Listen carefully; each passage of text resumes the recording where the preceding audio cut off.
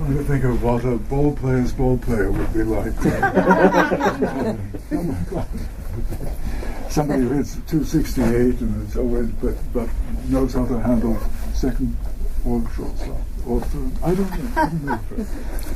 Well, I try to do shortstop and third and center field. I like all the genres of writing. I've lately been interested in plays a lot, and other than that, I have been writing all the usual genres.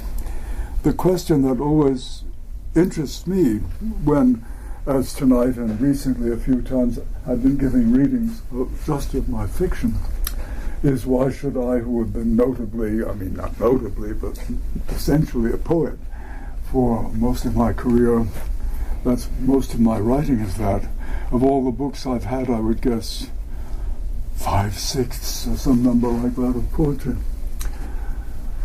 Why am I writing fiction? I try to answer that question myself in the form of what the difference is. I think it has something to do for me now, and I say this just as a conversational remark, without the cocktail to go with it. But poetry has so changed in recent decades that it has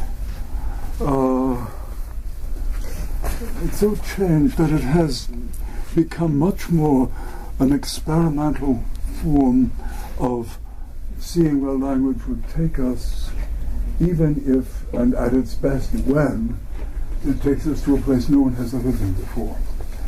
And when poetry does that, I think it's doing its job, both in an Emersonian sense of the poet going, in a famous essay of his, the poet, i.e. any artist, going out where no one has ever been and coming back with the news of elsewhere, the news of otherness.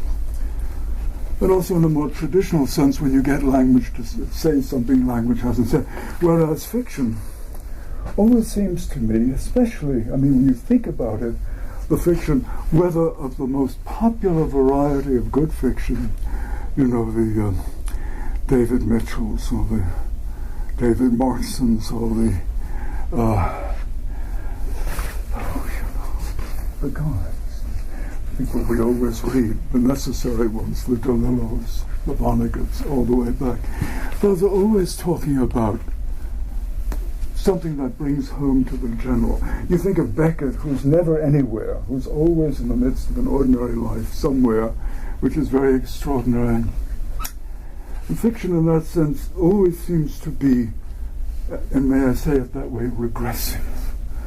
So I think of fiction, at least for me, as a kind of regression, a regression into a state that creates an area within a known psyche, where you're creating a known psyche, rather than trying to break the psyche open completely, as I think poetry is. This is just, I say this just conversationally, pay no attention to it. But it's just what was on my mind, wondering why I'm going to be reading what I'm going to be reading. So, the book called The Logic of the World and Other Fictions. It had an entirely different name before the publisher got hold of it and said, no, we cannot call it The Golden Shoes of Marilyn Monroe. We can't. Which is what I wanted to call it, of course. It has 30 fictions of one size or another in it. And I want to read a couple of them of my favorites along, and I dare not read them.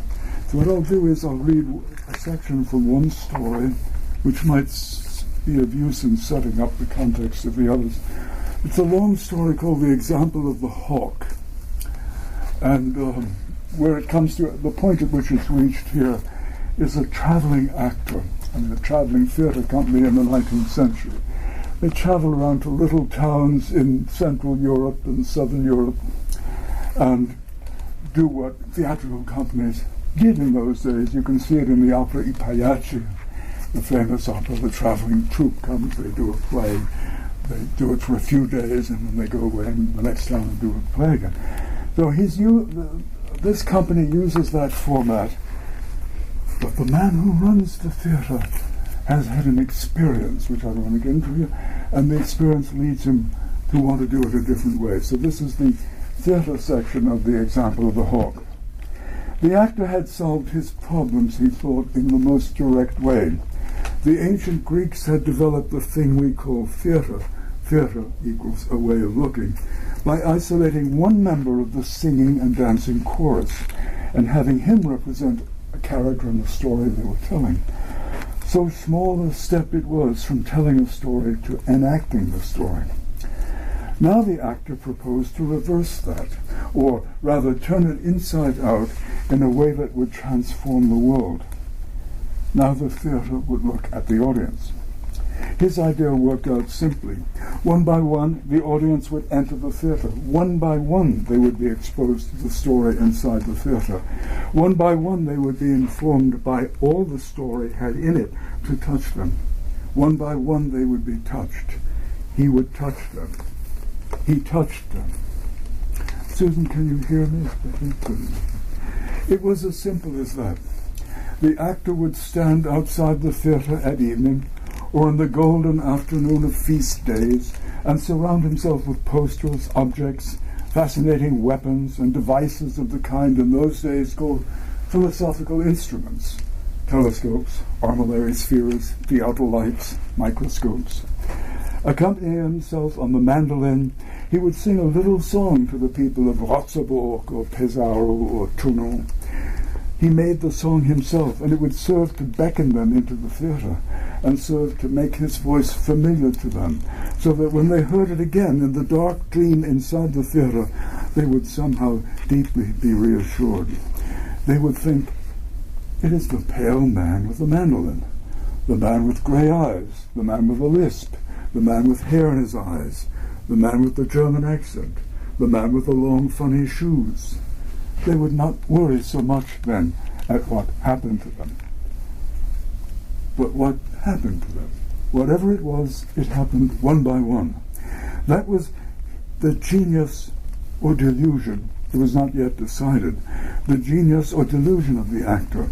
Turning 2,000 years of theatrical history upside down, he made the audience into a single person at a time, confronted by the overwhelming place and sound and voice and person called the theatre. What happened inside? In the first years of the theatre, the actor would, in his capacity of doorman, show each member of the audience into the theatre, that is, into the wagon itself, 4 steps up, and into a dark enclosure, 12 feet long, 7 feet wide, high enough for most men to stand up in without brushing the roof, dark indeed, and full of things. Things with texture and temperature to them, things that made noise when you touched them, or that would leave a funny feeling on the back of your hand as you brushed by.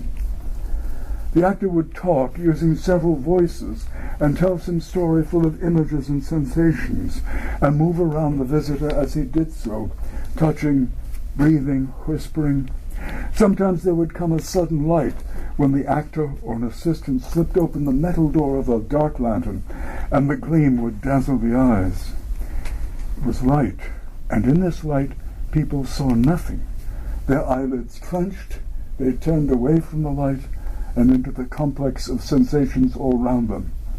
And all the while the actor talked. People, one says, but there was only one member of the audience at a time.